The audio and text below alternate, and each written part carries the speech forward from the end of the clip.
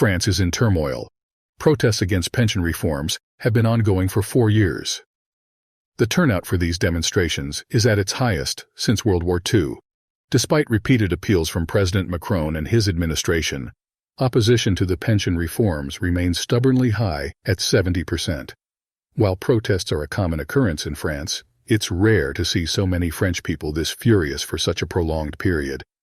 But why are they so upset, especially when they enjoy one of the world's best pension systems? There are two things that the French hold dear: their vacations and their pensions. Even if they're protesting for extended holidays, they'll break for their summer vacation. They're guaranteed the world's longest holiday, a whopping 5 weeks. A significant reason the French enjoy a relaxed lifestyle is their robust pension system. Retirement in France is like a blessing. With pensions serving as a reward for a lifetime of work, it's a moment of happiness after the hardship. In fact, in France, retirement is often likened to reaching paradise. So just how great are these pensions? The French national pensions income replacement rate is an impressive 74%, among the highest globally. If someone had an average monthly salary of $1,000 during their working years, this means they'd receive a pension of $740. The income from working and the income from the pension are almost on par. This assurance of maintaining a similar standard of living post-retirement means there's little to worry about for their golden years. When compared to the OECD average of roughly 46% based on a 40-year enrollment, the French pension is extraordinarily generous. No wonder most French citizens look forward to retirement. Of course, such benefits aren't without their costs. To secure these generous pensions, the French work diligently for 42 years, contributing a staggering 28% of their salaries to the pension fund. It's a classic high-cost, high-benefit system.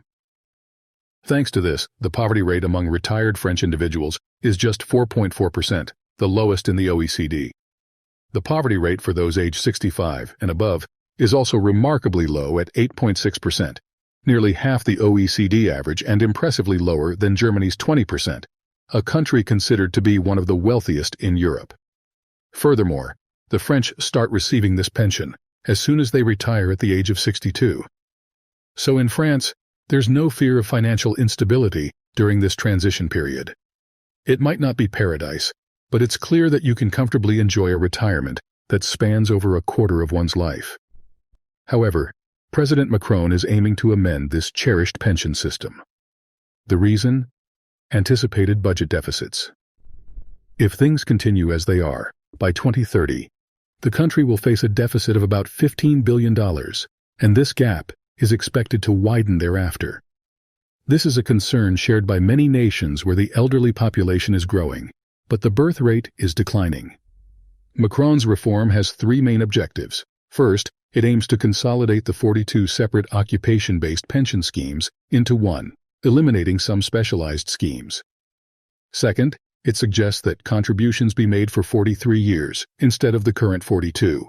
Lastly, it recommends raising the eligible age for pensions from 62 to 64.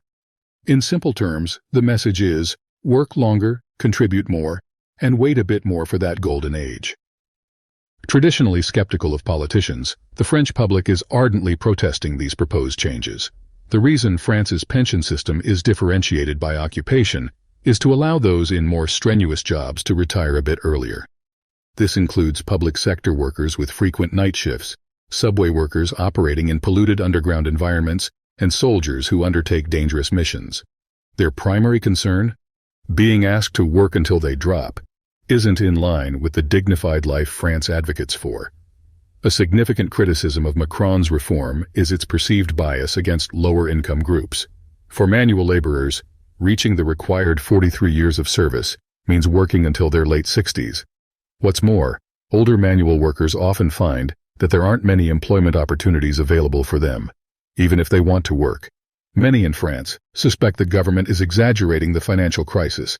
While the baby boomer retirements might cause a temporary deficit by 2030, the number of pension recipients will drastically decrease afterward, so there's no real need for drastic measures like raising the retirement age. Macron's tax cuts for the wealthy have only added fuel to the fire. More than anything, The French are infuriated because they feel Macron's pension reform ignores France's identity. The national pride and attachment to their pension system cannot be overstated. This isn't just a handout. It's a system that citizens fought for and earned, becoming a source of national pride. This sense of unity is rooted in history. The current social security system was introduced in 1945, during one of France's most challenging times after World War II. Everyone was affected, especially the elderly who had lost their means to work. Both employers and employees contributed to a pension system for the elderly, regardless of their profession or income. This collective effort helped unify France post-war, and it gave them a globally recognized social security system. In France, pensions symbolize intergenerational solidarity. Unlike other countries where pension issues often cause conflicts between generations, it's quite the opposite in France. Protests against pension reforms see participation from teenagers, as well as those who are already retired. Teens say, "Don't recklessly meddle with the pensions that determine our future quality of life," while older generations believe they must pass on this wonderful system to the next generation. The New York Times encapsulated the sentiment, highlighting that the dispute over retirement is fundamentally a question of identity. Historically, the French have always prioritized a balance between work and life. After relentless advocacy, they legalized an 8-hour workday back in 1919. Today, with a 35-hour workweek, they are among the least overworked people in the world. Past presidents who tried to reform the pension system without public consent faced stiff resistance. In 1995, a 3-week public sector strike forced President Chirac to abandon his retirement age extension plans. When the retirement age increased from 60 to 62 in 2010, the nation was virtually paralyzed by protests. The U.S. will soon have to grapple with pension reform issues as well. Unlike France, the U.S. is facing complexities in resolving these issues due to a rapidly aging population and rising medical costs. The U.S. and France have significant differences in their perspectives and values regarding pension systems. While the U.S. is contemplating further extending the retirement age, due to uncertainties in the Social Security system and concerns about future pension benefits, France believes that everyone deserves a dignified retirement regardless of their job or income. The older generation in the U.S. largely relies on personal savings plans like 401ks, whereas the French prepare for retirement centering around the government's pension system. While opinions about the pension system are becoming more divided among different generations in the U.S., there's a stronger sense of intergenerational solidarity in France.